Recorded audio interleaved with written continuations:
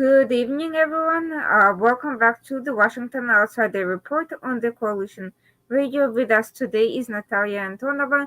She is a writer, analyst, and a specialist in disinformation and propaganda. And of course, your host today is me, Rina Zuckerman. I'm the editor-in-chief of the Washington Outsider. And today we'll be tackling a topic that is not at all hot button or controversial, the potential invasion of Ukraine, and the rhetoric, the discourse around it. Natalia sounds like a great person to tackle this.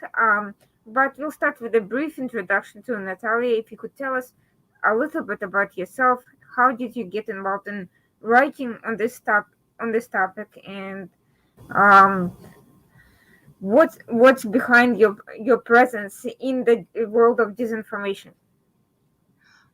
Well, I guess I've been writing about this topic because I was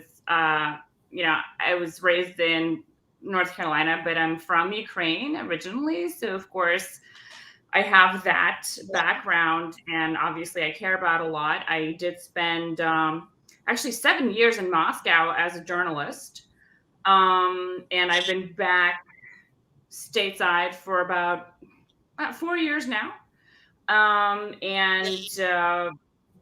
I do a variety of things. Like a lot of my work is actually investigative in nature, but I Mhm. find that investigations are not, they don't work as well unless you understand the kind of white noise around them, which is part of the reason why I'm kind of, into disinformation and propaganda, because you can't, in my general line of work, you can't make the dots connect unless you know the narrative that's behind the dots. So this is what I've been doing for a number of years now.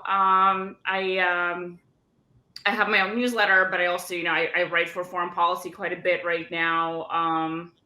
I've written for, I guess, the Washington Post, the Guardian, quite a bit about these issues. And I was also, I was the editor of Bellingcat for a couple of years. So I feel like I feel like this what's happening right now is like the perfect conflagration of a lot of my expertise areas, which is great, but also disturbing because obviously this issue affects me on a personal level. So that's the short version of it.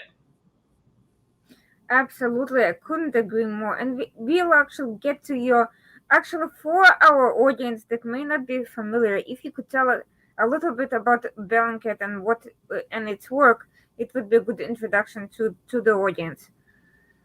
Bellingcat is kind of an independent investigative collective. They started with Libya, actually, Hmm. because a lot of what they do is, open source intelligence. So when the um, the violence in Libya kicked off years ago, their founder Elliot Higgins, I think, was just watching it, I suppose, from his couch, and realizing that a lot of the analysis that you need to have of the types of videos that were coming out of Libya was missing. So this is how it started. And then I guess Bellingcat got their big break, quote unquote, when MH17 was shot down over Ukraine. Of course, once again, we're back to Hmm. Ukraine. And they were able to conclusively piece together the kind of online puzzle surrounding the shooting down of the Boeing, in which many, many innocent lives were lost. And I was with them for 2 years. So I guess I was with them from like right before the Skripal poisoning happened in Britain. Hmm. And I left in 2020, a little over 2 years ago. So, um, they do a lot of investigative work into Russian assassins in general, like spy networks in Europe, but also there's a lot of other work that they do that is focused on, for example, child sexual abuse imagery, which was a big part of my work when I was working for them as editor. So it's not, I think a lot of people want to say that Bellingcat is like really political and, it serves a certain master, but really, generally speaking, I can honestly say that the research and the work is very multifaceted. A lot of their findings actually contradict Western powers narratives in some parts of the world, and they also do a great deal of work that is completely apolitical in nature. So it's why I'm really proud of their investigative work in general. And I understand that it might be controversial. It might be controversial to some of your listeners, but I find it, at least in my time there, I will fully stand by it. So it's feel free to ask me questions, but generally speaking, I feel like they have a really good handle as far as the granular evidence based side of a lot of what's happening in Russia, and how it relates to the current crisis. Very interesting. Thank you for this introduction because I speak to broad audiences and many of them are simply not familiar with the details of various foreign outlets, especially US media.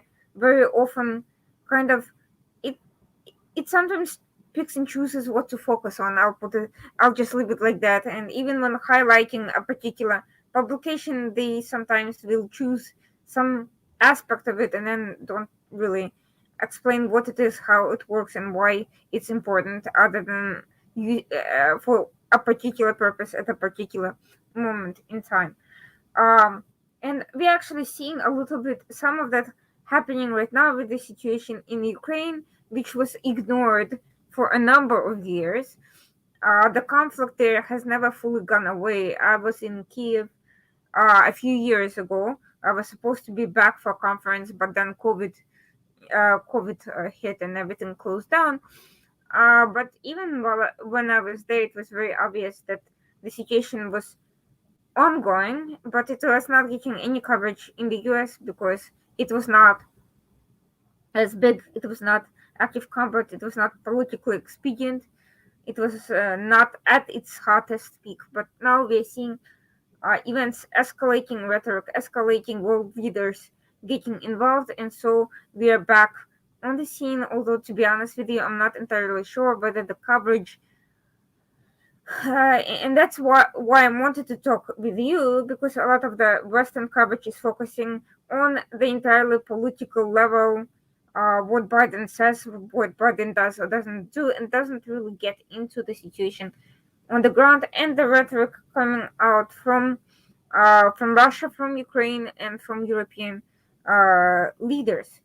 What struck me, why I wanted to talk with you, your article about Russian rhetoric of liberation, really was exactly the kind of thing that needed to be written, because it goes back not just a few years, not just a few decades, but centuries to quote unquote liberation of Crimea from the Ottoman Empire, from Turkey back in the day, that most people, I think, in the West are not even aware of, that how it came about or what happened. And now we are seeing this pattern playing out: the takeover in Georgia, the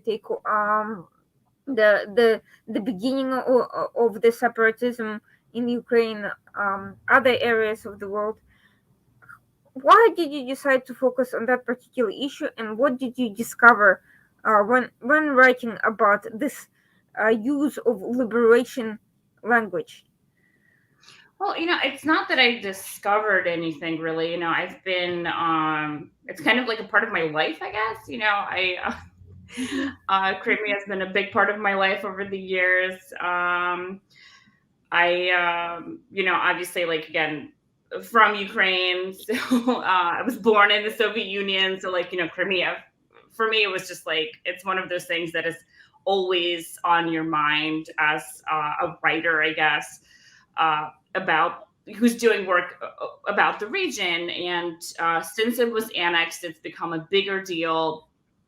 I had to look at, I guess, how, I mean, I didn't really write about Crimea in the article that you're talking about, but it not in detail in any sense of the word, but it is like kind of like a flashpoint, right? Crimea is a flashpoint. A lot of people care about Crimea.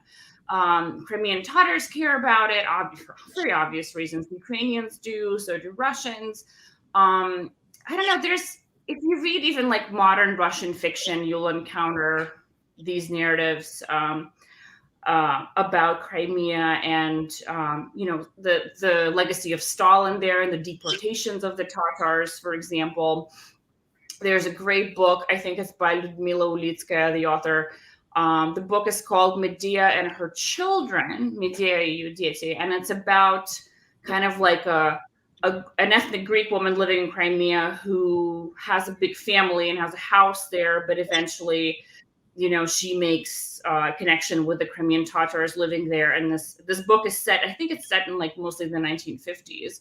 So just based on just the fiction, and it's not Crimean, it's not Ukrainian, it's Russian fiction, but you can tell based on the themes in it and the language how much Crimea means to people. So, I think just to go back to your question a little bit, I think that in general, in Russia today, for example, in modern day Russia, in the discourse, in the media, there's this idea that we're not going to focus on this big history, right? They're not going to focus on the Tatars or the Russian Empire. They're just going to focus on this one thing, which is that Crimea became part of Ukraine officially under the Soviet Union with, I think, Khrushchev, right? So Russians will tell you, well, Khrushchev made Crimea part of Ukraine. Big mistake. Stupid move. Not okay.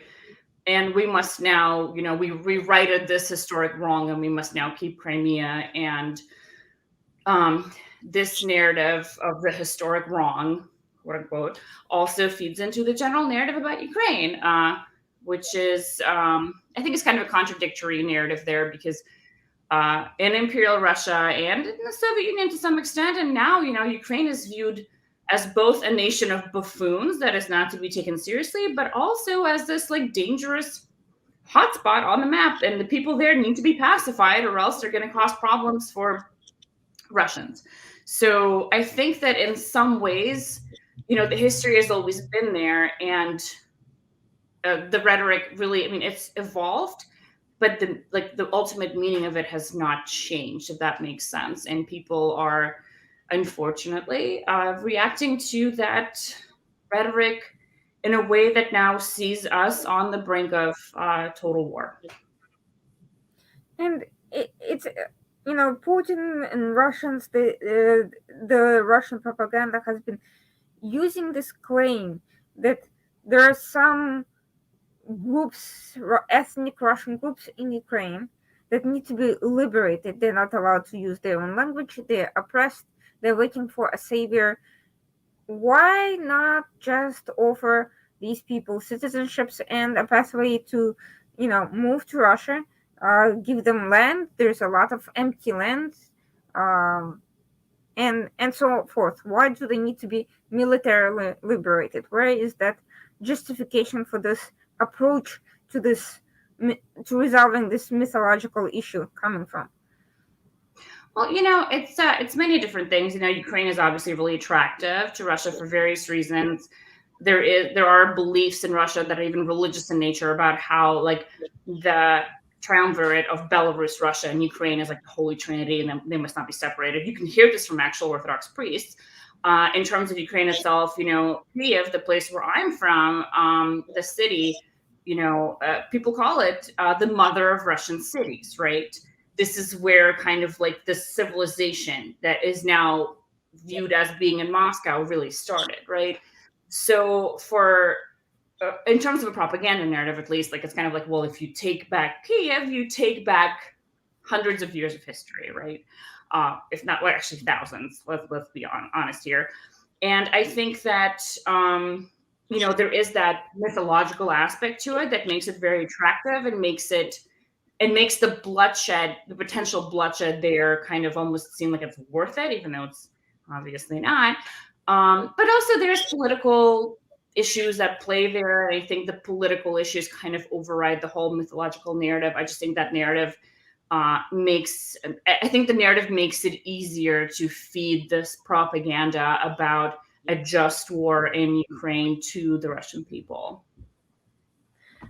Still, here's what I'm trying to figure out who is the actual audience for these narratives, because in the West, nobody buys, you know, flimsy justifications for invading another country in violation of international laws. In Russia itself, they've now amassed 175,000 soldiers on the borders with Ukraine. It's all people, it's all human beings. Some may be special forces, but overwhelming majority are just young people with no particular political orientation. How do you justify? How does this narrative justify these young men being sent into battle to die for people they've probably never met, issues that don't concern them directly, whether political, economic, energy, or whatever? It's not really anything that speaks to them. And doesn't anyone ask questions? Why do we need to die to get to acquire this land, this energy, to liberate somebody? Why don't we focus on solving our own problems first and then figure out some peaceful way of dealing with those issues? Why can't these issues be resolved diplomatically? Well, I think that the answer to your question is very simple. Propaganda works. Propaganda works, and if you're serving in the armed forces in Russia, you're going to be fed a steady diet of propaganda. There's also the fact that independent reporting about what the Russian troops are doing has been not just shut down; it's been actually criminalized. Like most of what the troops are doing in Russia is now considered a state secret. So basically, like you can't, if you try to report on what's happening within the ranks, you could be sent to KGB. Well, not KGB now. It's basically it's like the KGB, but you could be sent to that very easily.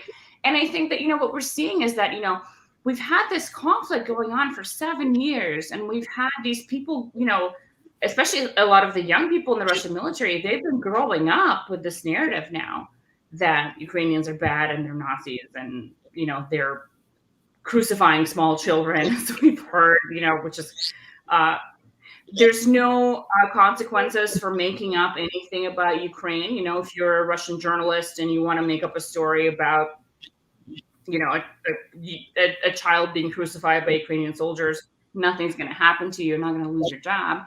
And the propaganda is even more kind of concentrated if you're actually in the ranks, if you're serving, whether you've been called up or you're a professional. And I think in general, we have this situation now in Russia that I wrote about. There is an idea that not a whole lot of people are going to die because the Russians will be greeted as liberators. This is what's been fed to people for 7 years now, that most Ukrainians don't really want the Ukrainian government. Most Ukrainians want to be part of Russia. They want to be prosperous, like the Russians are prosperous, quote unquote. And people believe this. It's a very unfortunate state of events, but again, if you do propaganda, you know that it's very attractive. It's not like what you and I are doing here, which is having an honest conversation, which is thorny and difficult, right? Propaganda is very sleek. It provides a very attractive and simple narrative. And I feel like, especially since the pandemic hit, narratives like that are attractive and sleek are especially easy for people to fall in love with. And therefore, I think that there's not a whole lot of clear-headed thinking in Russia about what is probably going to happen. And I saw a Levada poll today. Levada is an independent polling agency, and they're saying that the overwhelming majority, most of the population, according to their poll, they're I think it's like 70%, maybe more. They fully believe that the escalation of the conflict on the border is Ukraine's fault. And there is absolutely no doubt in their minds that,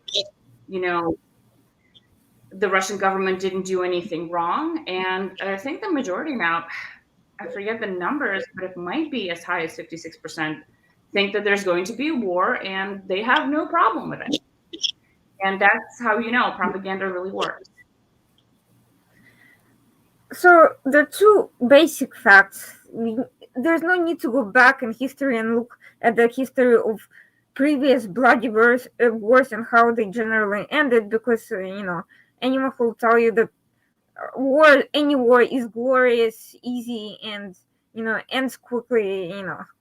Pablo hasn't either is lying or hasn't been in the field of in combat, but let's look at very recent events. Within the last 7 years, since the breakout of the conflict, there's been a number of deaths. We remember that even during the takeover of Crimea, there were hidden deaths that were not being reported of Russian soldiers, young boys being brought, the coffins being secreted away, and no one, those things were not being reported, but their families figured out what happened, if not right away, then eventually.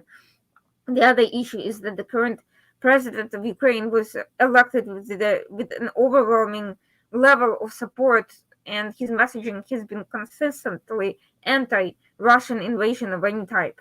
So clearly, that also kind of destroys the narratives that Ukrainians want liberation. Why would they elect somebody like with such views if they wanted somebody pro-Russian? So how do these two things figure into these narratives? I think that unfortunately they don't figure as much because we haven't seen that many Russian deaths, right? I did report on the conflict specifically in eastern Ukraine and parts of eastern Ukraine that were destabilized. And you had bodies of young men coming back in dirt filled coffins, buried in secret, like dogs, almost. It was very disrespectful, and I'm someone who's from Ukraine, so I naturally, shouldn't care as much, but of course I do, because my mother is originally from Russia. My grandpa, her father, was a Russian general. So I just remember when I was first reporting on this back in like 2014, late 2014, I was thinking, my God, I'm so glad grandpa didn't live this long. He didn't live long enough to see this mess, where it's Russian soldiers dying on Ukrainian soil. And then they're also like buried without honors in this really secret way. And it's disgusting and dirty. And it happened over and over again. And it's been happening. And at this point, honestly, I personally, like, if I was a parent, and this happened to my child, God forbid, I would be incensed. I'd be furious. And I did speak to people and mothers who were incensed and they were furious. But here's the thing, because the conflict has been frozen for a while, it hasn't been as much violence. And because of the legislation that kind of makes it almost illegal to report on anything that goes on in the Russian military anymore, it's very hard. You're not getting any independent reporting. You're not getting testimonies. You're not getting like firsthand accounts of what has been going on. I met one woman at a theater event in Moscow a few years before I left, and her husband had died in the Donbass. And she was telling me that in secret, she's getting support. It's not public. The support that her family has gotten, there's been financial support, they've gotten like recognition, like she feels like she's been supported, but none of it is in the public eye because, again, the official narrative for so long has been, well, our troops are not there.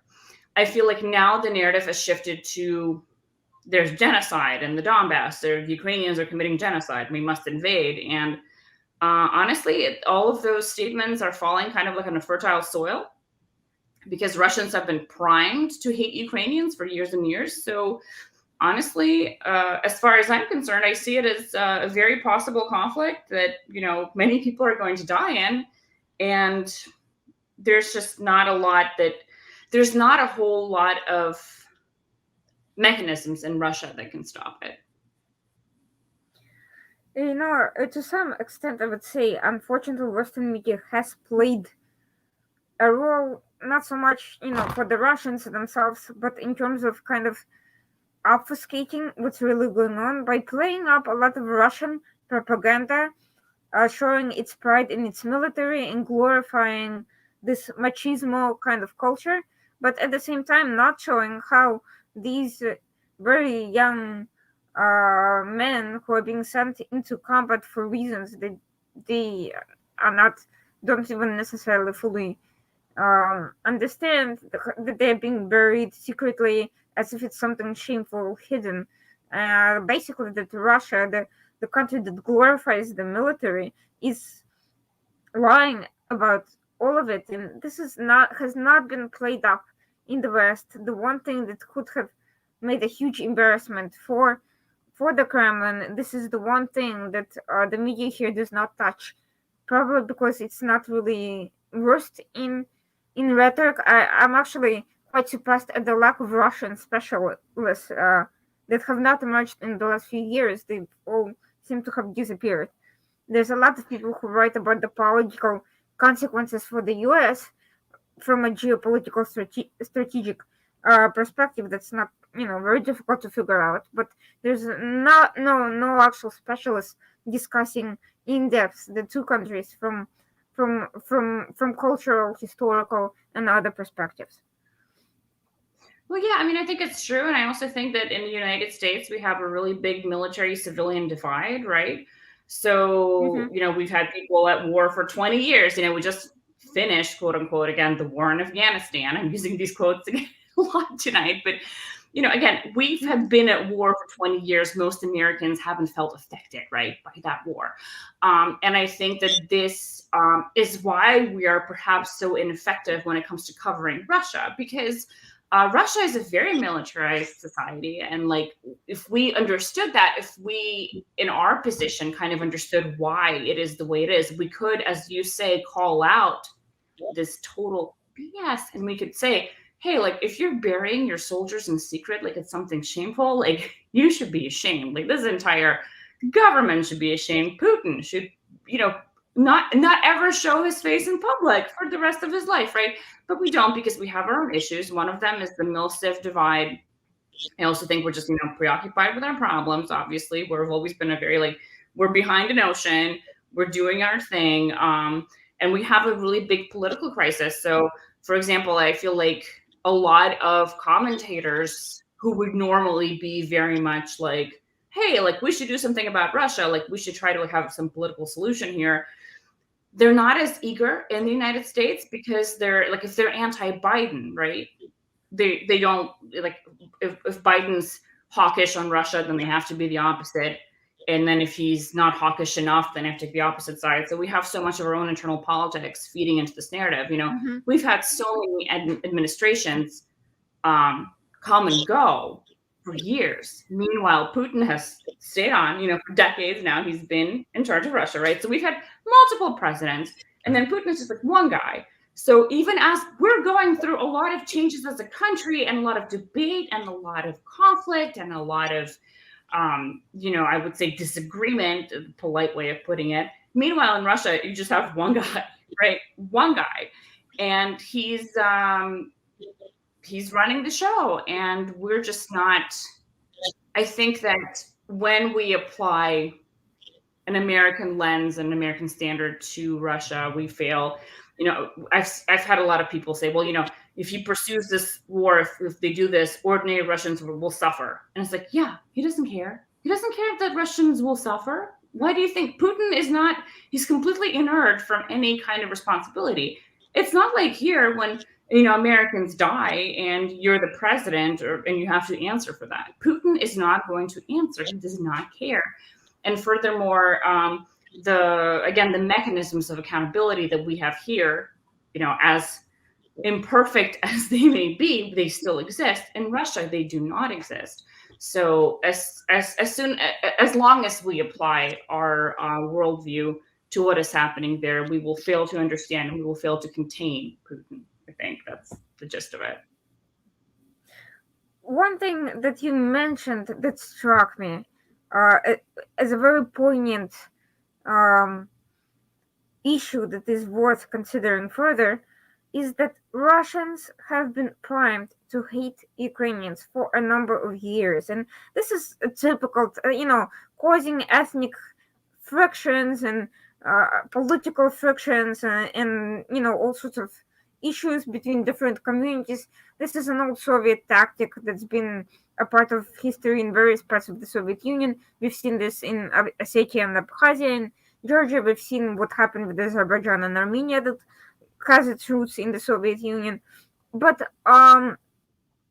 here, one thing that people keep forgetting is that Russia and Ukraine, there was initially this rhetoric of two brotherly Slavic Christian nations, basically. Overall, I'm simplifying the general narrative because obviously both countries are, first of all, multicultural. Second of all, have different histories and cultures. Even in the majoritarian, I would say, comprising. And third of all, I generally don't buy that sort of rhetoric, no matter who, what, or where. But that was the general narrative. How and when did it shift from these brotherly nations with the a lot of common roots and heritage to this much smaller country looking to kind of oppress Russians and not afraid of its bigger neighbor, which is kind of flabbergasting. Why would Ukraine be doing that? It's like, are they really looking for that sort of trouble? I mean, you know. So at what point did this shift completely? Did the 180 into this completely absurd spectrum that we're seeing today? Well, I think that in general, if you look at the history, right, Ukraine is always like a brotherly nation until it's not convenient, and then it's a bad place. I was looking at some Soviet propaganda over the weekend, actually, and it was all just like how the Ukrainian together with the Jew, like another like evil, stereotype that they have, and they've joined together, right, and they are trying to destroy the good Russian people. So I feel like in general, Ukraine, like, it's always like a brother until it's no longer cool to call it a brother. It's inconvenient, and then you're back to whatever. I think that, obviously what happened during World War II in Ukraine doesn't help. You have had a lot of history of Nazi collaboration in Ukraine, for example. And, when you fail to deal with that as a nation, and I think Ukraine has been trying to deal with that as a nation, but it's very hard when you're fighting a war. But, in general, like, that feeds into the narrative today, but also we have like the same propaganda narratives that have been there for centuries, but now that they're easier to feed to people, they're easier to kind of bring her to a wider audience. You have social media now. You have the old mechanisms like TV, radio, whatever. But honestly, I think social media and like memes and meme culture has played a part in it as well, to where a war now seems possible. I do think that also the fact that Russia has this like obvious, for a good reason, it has a very proud World War II heritage, right? But because of the history of that and how it was quite frankly complicated in Ukraine, they can now say, well, Ukrainians were never really our brothers because some of them did collaborate with Nazis, and then some of them turns into all of them. If you identify as Ukrainian, that means that you're not a friend of ours. But let's not forget that narrative is itself complicated, because who actually invited the Nazis in? It was Stalin who engaged in the Ribbentrop-Molotov agreement, disregarding intelligence from multiple sources, and who essentially divided Europe. So before turning to Ukrainian collaborationists or Polish collaborationists, one would say, well, who gave him the first invitation, and who then proceeded to go grab all these other places, and why are you surprised that they choose a different side when you're doing exactly the same? So not to excuse any collaborations with Nazis, but you have to admit that this simple narrative just doesn't work if you look at the actual history of events. It wasn't. You don't look at it. Irina, they don't look at it. I mean, honestly, like, and I think you know this, they have been rehabilitating Stalin for decades now. So Stalin did no Mhm. wrong. And as far as they're concerned, the Soviet Union was caught totally off guard by what happened. And Stalin was, a wise military leader, which is such a joke. And, there were they'll tell you now, they're just like, well, there were some excessive measures taken against people, but the terror in general, the Stalinist terror, is not a convenient narrative, not something people like, and I think part of the reason is that there's Lenin the revolutionary, which the Kremlin doesn't like because it doesn't like revolutionaries, and then you have Stalin, kind of like the wise dictator with the fluffy mustache, and it's kind of an attractive, it's to them, it's an attractive piece of history to twist. So we can talk about the really complicated narrative of Poland and Ukraine, of course, but the people who are actually watching TV in Russia, they're not getting that narrative, right? They're getting something completely different. And any tiny thing that goes wrong in Ukraine is going to be amplified for their viewing pleasure or displeasure, and it's going to be used as justification for war. And that's what we're seeing. Another point that you actually raised that was, I think, is not being nearly understood and or covered well enough here in the US in particular, I'm not sure about Europe, is that Russia is blaming the escalation on Ukrainian actions. And I kind of want to explore that a little bit because I think it's important to understand how Russia is justifying the what to an outsider appears completely um, illogical, sudden, and baseless acts of leading to potential aggression. So, what exactly is Russia saying Ukraine did that would justify a huge number of troops on the borders? A much So, smaller country. oh yeah, I mean it is, but it's kind of like the golden rule of propaganda, right? So the golden rule of propaganda is you're doing something and then you claim that your opponent is doing what you're doing, right? So Russia is getting more and more aggressive. It's massing troops. And what does it do? It says, well, Ukraine is actually being aggressive, right? So that is the rule. And they're following the rule book and it works. I mean, again, propaganda really works. I think that the major concern that they've brought in is NATO. That Ukraine is, for some reason, they're saying, well, Ukraine is about to join NATO any day now, and we don't need NATO on our doorstep. Hence, blah blah blah. It's complete BS. Obviously, you can't join NATO if you have like, a part of your country's in disputed territory, right? They can't do that. But that doesn't stop anyone in Russia. There's also, I think what's been overlooked is the Belarus situation, right? Because Mhm. Belarus has been destabilized. And this, it's, I can't confirm this, but there's been a lot of intelligence coming out of Belarus saying that Lukashenko, the dictator there, has long COVID. He's sick. He has his youngest son that he wants to put in charge of the country. And he's been looking to Putin to get some assurances for that, because A, he's sick, B, he's had his own protest movement exploding because he stole an election so blatantly in 2020. They've had a huge crackdown. We had EU sanctions. He's been grounding EU planes. He's been doing a lot. Lukashenko is a very belligerent, a very unstable guy. I think someone like Putin, who sees Lukashenko as belligerent and unstable, is thinking, okay, like basically Russia is going to have to take over Belarus now. And again, because they're taking off Belarus, kind of basically joining them officially or unofficially, it doesn't look good for Belarusian independence. I think to them it kind of makes sense to just grab Ukraine while they're at it. It's a sick kind of sense, but to them it does. Also, there's the fact that, Putin's older. Again, we've had presidents come and go in the United States. Putin has stayed for years and years. And I think that Ukraine is kind of an unfinished project, right? It's like it's been there. He's been cutting off pieces of it, but it hasn't been finished. And I feel for someone at his age and with his background and possibly wanting to potentially leave the stage, and we don't know, but he's got his health problems too. I don't think not as severe as Lukashenko, but he's got them.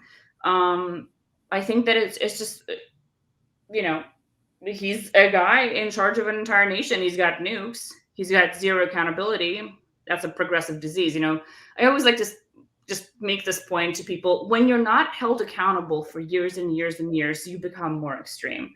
And I think that's what's happening there. And he's an older man who feels like he might be running out of time. So why not grab Ukraine while he's at it? I think it might be that simple. Let's put it this way.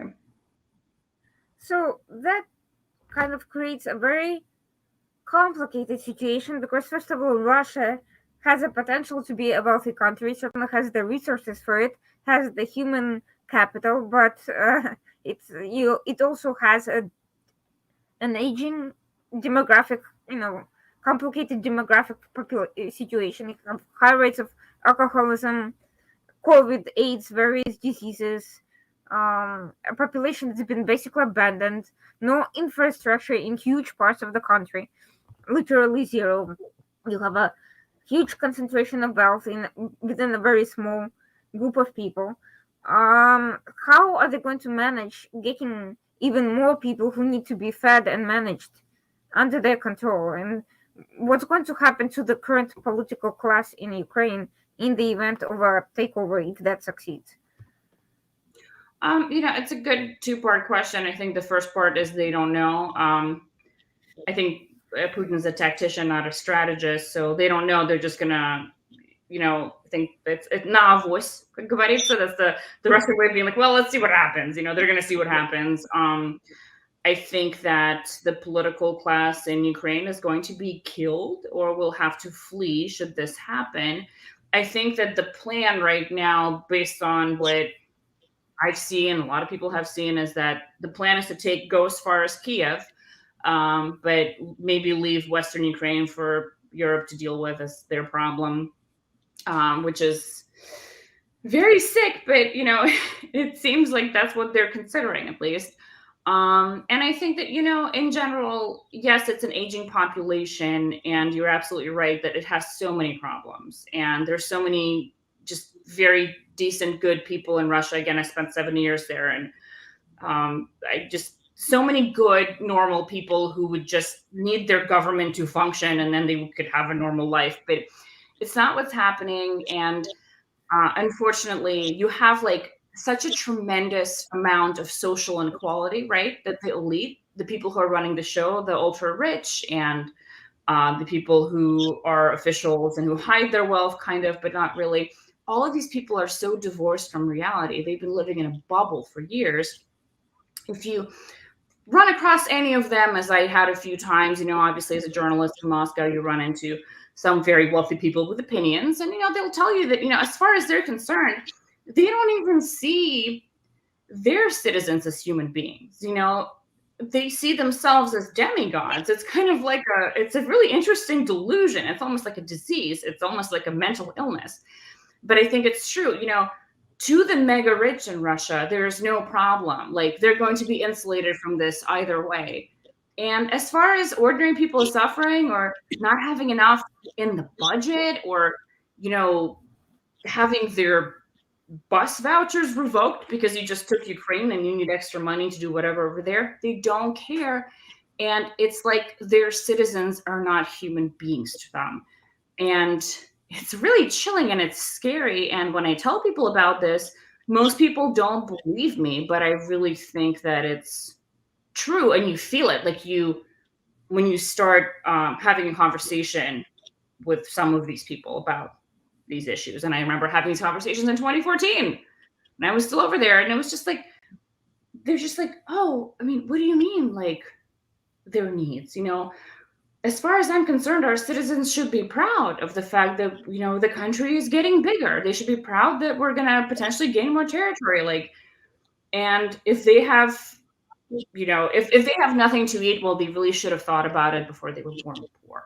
You know, it's a sick kind of logic, but it's their logic, and I think that it's a kind of delusion that is driving this whole mess and has been driving the Russian government for a very long time. And I don't know where it all ends up, but I think that for as long as you have an elite that is out of touch with reality and a general population that can't really do anything about it, this is what we're going to have. And again, this drives back my point that there is a fundamental misunderstanding of how this situation is being comprised in the Western countries, because again, all the, after the fall of the Soviet Union, all the Russian specialists, went somewhere else, and the new class has not been groomed. We've seen the ridiculous outcome of that under the Obama administration with Hillary and the reset button, or uh,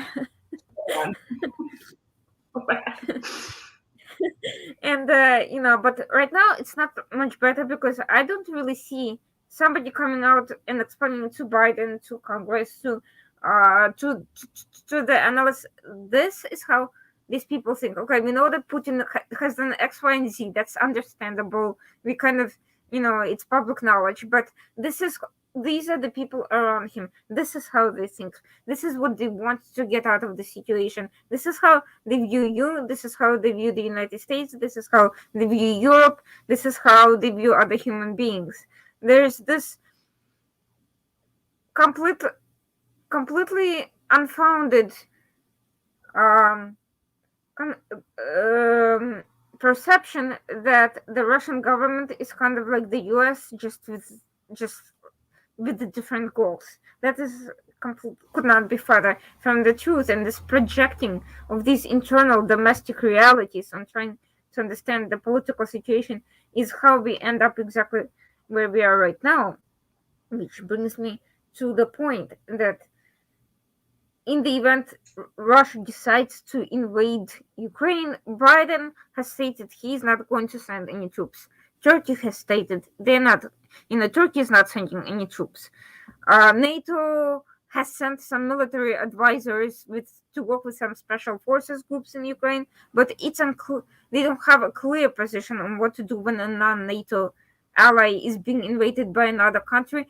But let's not forget the original purpose of NATO. The entire purpose of NATO, and this is a major rhetorical point that is completely missing from the current discussion anywhere, was to combat the Soviet threat to the Western Bloc. And right now, Putin is not openly professing communism, and I think that kind of ideological basis now exists mostly in the U.S. university campuses and and some members of U.S. Congress, but more so than in Russia itself. but in terms of actual aggression, we are very much where NATO should have been prepared for exactly this type of eventuality. That was the entire raison d'etre, and right now we're seeing that they don't even know what to do. So in essence, this is where Russia has already a military advantage, when you have a group of countries that who exist, who have forgotten their reason for existing. They're now unprepared for the very thing that they were expecting 50 years ago, but instead taking place now. It seems to me, and let me know what you think, that they are underestimating the effect of Russia's entry into Ukraine, because they think it's just between Russia and Ukraine. But personally, I don't believe it's going to be limited to that very narrow theater of war. I believe it may drag in many other countries. There's the energy crisis. There's Belarus, Poland right next door. They're going to see it as a direct threat to them. And another issue everyone is not even looking at is the Balkans, where you have a potential proxy war between pro-Turkish and pro-Russian elements, among other potential things that can end up affecting this particular group. So, how in your view, why is this discussion not really being had? We are instead focusing on kind of all these separate elements, but not really looking at the big picture here. I think that we're just, like you said, since Soviet times, we've had a reduction in focus on Russia, so we're not as prepared. I think since 2014, we have been playing catch up, but again, that that hasn't really caught on in Washington. It's a very, Congress especially, just like a very slow institution to like change and understand that, oh my God, like this is a real issue. We're also facing our own political turmoil and, debates and so on and so forth. There's lots of opposition to Biden. There's lots of, we had the Capitol was stormed less than a year ago. So I think like for us, it's just like we're busy focusing on our own stuff, and what we're not realizing right now is that unfortunately, like as you said, it's going to get worse. There's going to be mass destabilization if Russia does a full-scale invasion. Obviously, I'm biased because I have so many relatives in Ukraine, but even if I wasn't from Ukraine, I'd be looking at this and saying, like, you're right. There's the Balkans, there's Poland, there's also the fact that a lot of Russia's Central Asian neighbors are going to look at what's happening, right? And they might react in a variety of ways. We don't know how they will react and what's going to happen there, but it's going to set off this chain reaction, right? This is what always happens. It's like you drop a rock in a pond and the circles, you don't know where they're going to end up. Like these little reverberations on the water, you don't know how it's going to affect us 5 years from now, 10 years from now. And I completely agree with you that, this needs to be stopped because it's going to only make things worse. And the crisis that we're in globally right now and locally is only going to feed into it. But again, we're just not prepared. We don't have the talent is not there, I think. And I just think that, as you said, with Obama, and I tell this to people all the time in DC, I'm like, you do realize that this whole reset thing was a failure and a joke.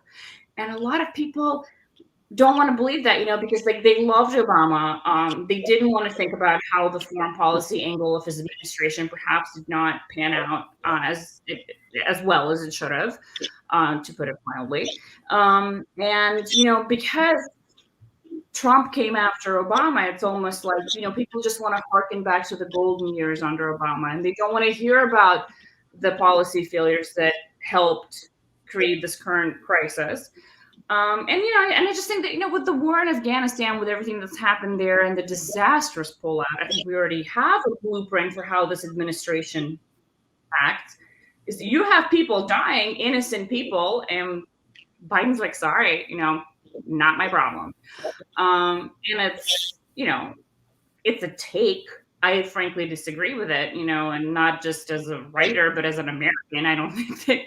I think that if you're going to be in a country for 20 years, you need to at least take care of the people who helped you there. And the same with Ukraine. Ukraine has been an ally and has really looked to the United States. And I think that unfortunately the Biden administration is prepared.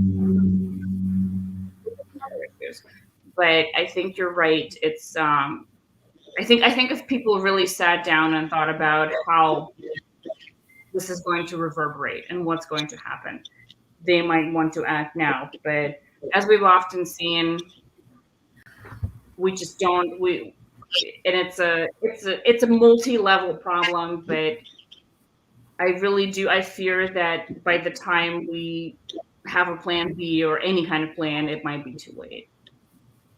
So, speaking of which, this is a good segue into another point that I want to kind of bring, to transition from this conversation about Russian propaganda, why it was so effective and how we failed to counter it, to the political messaging coming from the US and how Russia, Ukraine, and others are interpreting it. We saw this week Biden had a phone call with Zelensky. Biden was asked for two things: one, preemptive action, and in the form of sanctions on Russian entities and individuals involved in this escalation, and the second issue for military aid, at least defensive aid. And as far as the sanctions are concerned, Biden said that in the event of the invasion, U.S. is not going to contribute troops, but they will sanction heavily. Or he made this comment that indicated that he would support sanctions in that event. and as far as the military aid is concerned, he rejected it so far. And there's been comments from the State Department prior to this phone call stating that U.S. is fully committed to providing aid to Ukraine, but no one gave a clear timeline for delivery of any sort of aid. And based on the request from President Zelensky, it doesn't seem to me that any has been delivered thus far. I may be wrong, but this is, to me, it sounds like we haven't done anything as of now, other than some ammunition that was ordered by Ukraine back in August and that only just came in.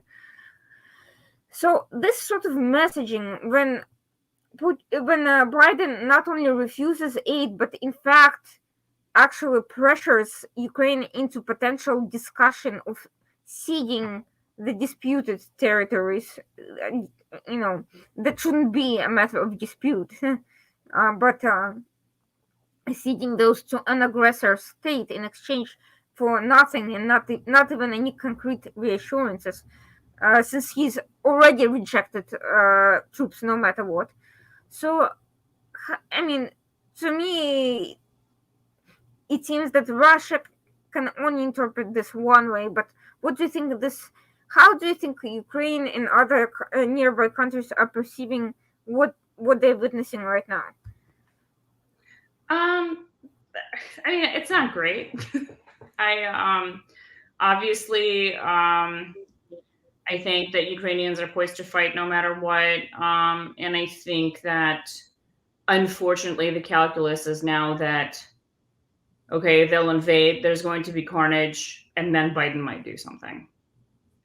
I think that's the calculus right now. Is, politically speaking, there's just, there just won't be as much pressure on him until there's bodies littering the ground.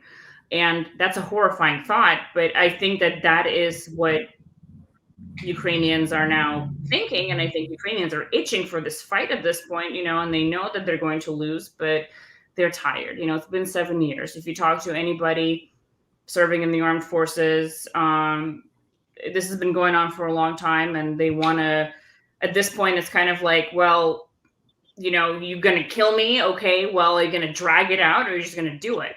And it seems that until there is, God forbid, but it just seems like for Ukrainians, at least, it's kind of like until there's body bags, no one's going to do anything. And I mean, I'm horrified. I mean, it sucks to have to say it, but I think that it's a real possibility. And also, I think the other side of this is that, like, the actual plan, the fact that Russia really does want to take Kyiv and go very far west, I think that it's actually not being taken seriously in the White House. I think that it's different in the Pentagon, but in the White House, and you have separation of power. So we have the Pentagon, we have this, we have that. I think that, again, the Biden administration does not think that it's going to be like a big fight and a major land grab. But in Ukraine, the understanding is that the worst case scenario is likely to be in the works. So there is a disconnect between what the Ukrainians are thinking and what Biden is thinking. And the only way that gap is going to be bridged is that the Russians really do pull the worst case scenario. And it seems like they're ready to. So, it's kind of horrifying to talk about, but here it is. I'm hoping this doesn't happen, but I think it's a real possibility that we do have to contend with. So to me, all of this is very, very strange because, again, only a few years ago, we saw what happened. And we saw the kind of carnage that... I don't hear you. Oh, sorry. Can you hear me now? The sound is gone. Really? You hear me, right? But I can't hear you. Yeah.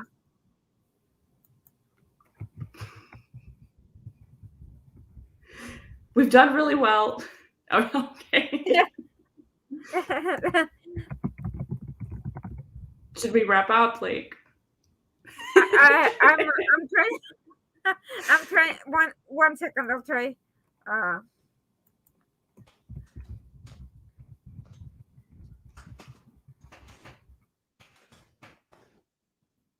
yeah.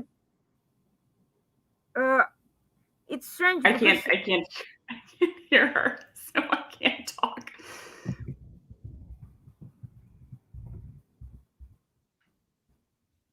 just, It just went. The sound just went.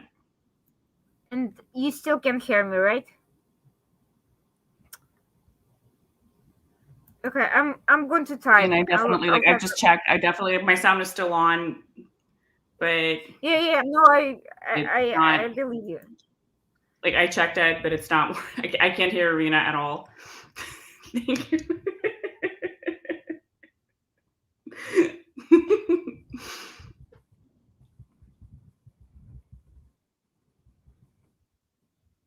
But I'm going to.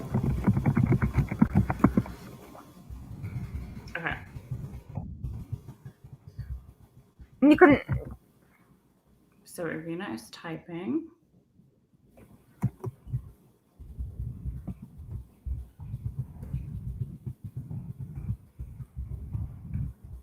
Oh.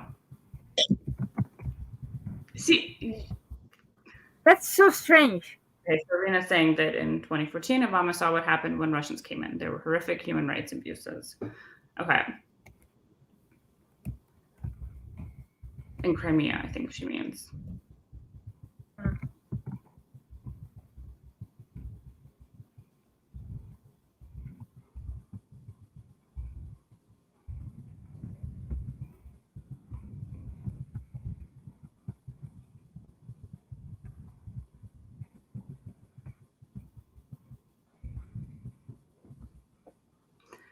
So Irina's question is, why do you think the Biden team is not taking that precedent seriously, nor the situation in Donbass when there was heavy bloodshed? So I guess this probably will be our last question because so many like this is yes, but I'm happy to answer. So why is Biden not taking the precedent of what happened in Crimea and in the Donbass seriously? Honestly, I think is because Biden has been focused elsewhere. I think that again, he inherited kind of a mess. We've had a pandemic, we had an economic crisis, we had a thwarted coup attempt, I guess, on January 6th when people stormed the Capitol. And I think that these things are on Biden's mind, and so is his infrastructure agenda, which I completely understand, again, as an American.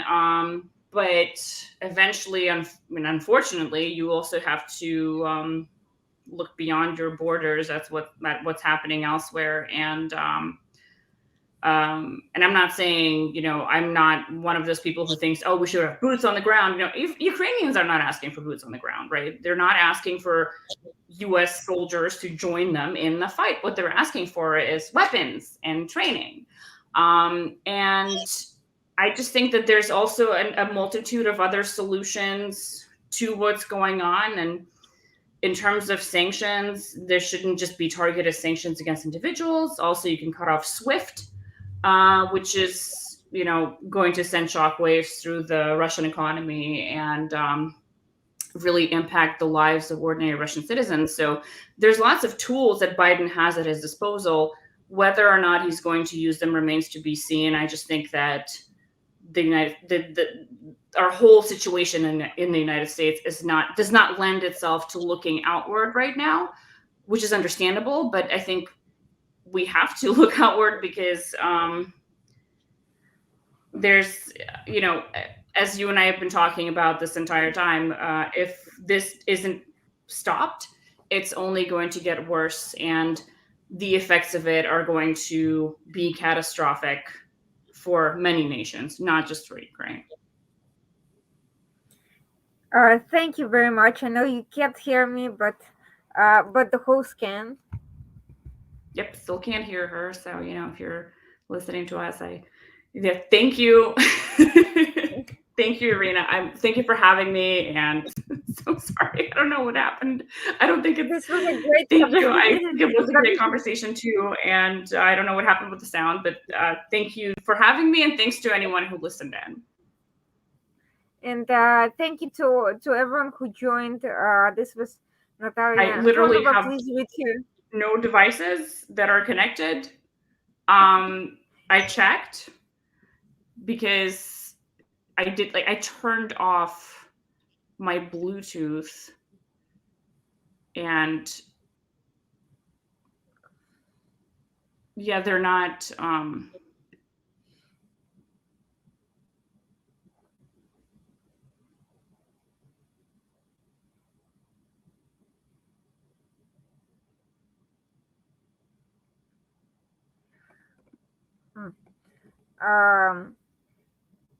In I can't hear you now either.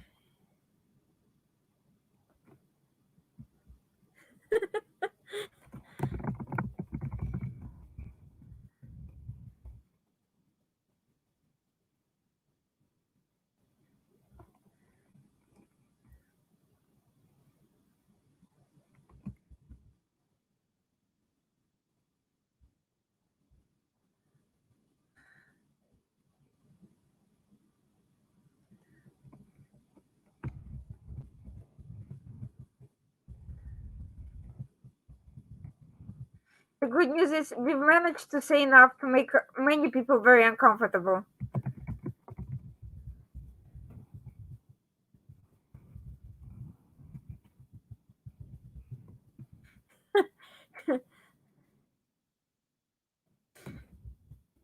um, uh, Thank you very much for joining us, and thank you to everyone who tuned in to listen. We'll be back next week, same time, 9 p.m. The Washington Outsider Report on the Coalition Radio with Irina Zuckerman, and today our guest was Natalia Antonova.